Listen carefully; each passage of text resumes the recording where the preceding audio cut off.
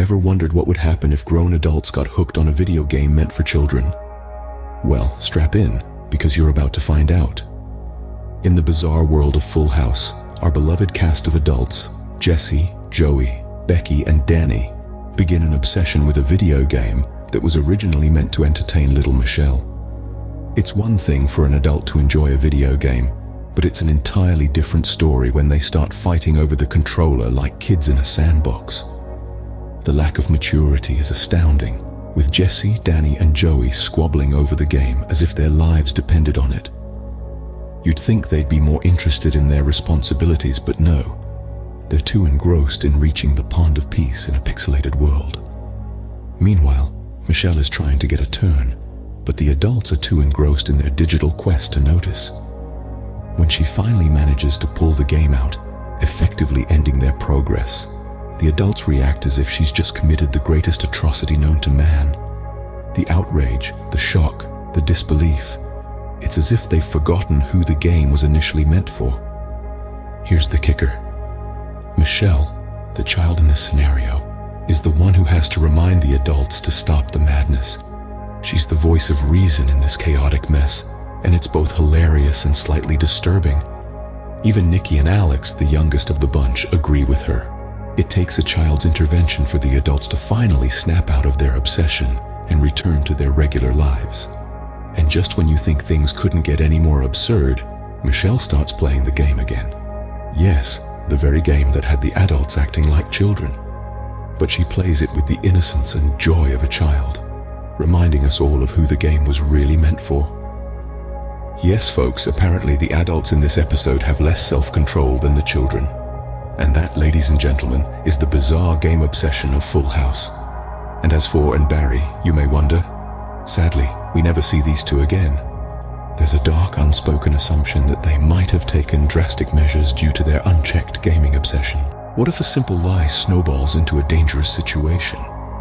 Now, let's delve into the web of lies spun by none other than Stephanie Tanner in the episode, Stephanie's Wild Ride.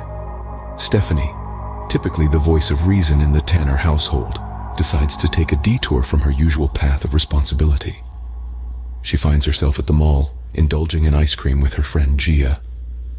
They spot a couple of cute guys, and in an attempt to appear older, Gia claims they attend the same grade, but at a private school. Now, Stephanie, usually the beacon of truth, decides to play along with this deception, a move that is quite out of character for her. As the universe would have it, DJ and Kimmy are also at the mall. They bump into the boys, who recognize them from school. The boys, puzzled, question Stephanie about her choice of school. Stephanie, caught in her web of deceit, stammers out an excuse about their dad having a coupon for private school. Quite the stretch, wouldn't you say? The lies don't stop there. Stephanie convinces DJ and Kimmy to keep her secret, promising not to insult Kimmy for a week. A small price to pay for a week of peace, I suppose. But alas, the lie has already set off a chain of events that lead to a wild car ride. The boys offer Stephanie and Gia a ride home, taking a shortcut that involves speeding and wrong lane driving. Stephanie, usually the sensible one, is now stuck in a car with reckless teenagers, all because of a little white lie. Gia convinces Stephanie to lighten up, but it's clear that Stephanie's discomfort is growing with every passing second. Upon reaching home, Stephanie shares her wild ride experience with DJ, but DJ is far from amused. The topic is quickly dropped, and Stephanie hopes that her late arrival went unnoticed amidst the video game chaos. And that, my friends, is how a little white lie can turn your life into a roller coaster ride. Ever thought about the consequences of your reckless actions? Well, Stephanie Tanner certainly didn't, until she was hit with a brutal reality check. Now, I'm not one to say, "I told you so," but the moment Stephanie decided to spin her web of lies, I could see this wild ride was headed for a crash. And crash it did, quite literally in fact, when her friends Gia, Jason, and Barry ended up in a car accident. Now, let's rewind a bit. Stephanie Tanner, our supposedly responsible middle sister, decides to lie about her age to impress a couple of guys. The same Stephanie who's been preaching about honesty and responsibility throughout the series.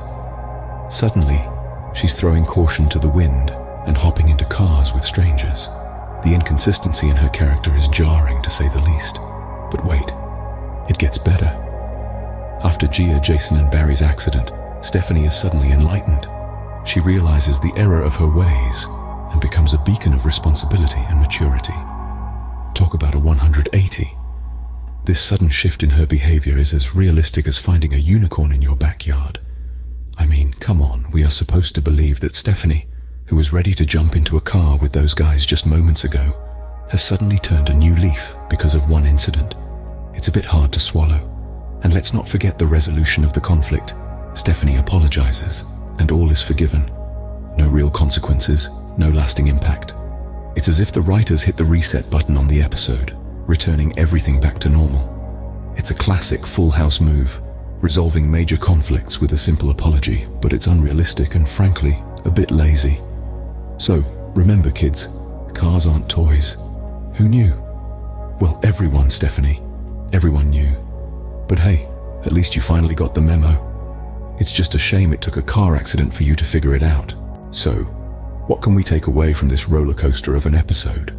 Well, quite a few things actually.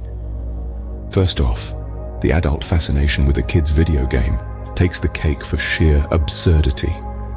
It's like watching a group of grown-ups fighting over a teddy bear. It's laughable and cringe-worthy all at once. Then we have Stephanie, who takes us on a literal wild ride. Her reckless behavior and the web of lies she spins to impress some guys is not just dangerous, but also incredibly out of character. And let's not forget the sudden resolution of the conflict. It's like the writers realized they had 1 minute left and decided to wrap things up in the quickest, most convenient way possible. In the end, Full House teaches us valuable life lessons, albeit in the most absurd and inconsistent way possible. The moral of the story? Cars aren't toys. At least not real ones. Because we never see Jason and Barry ever again, because they probably fucking killed themselves.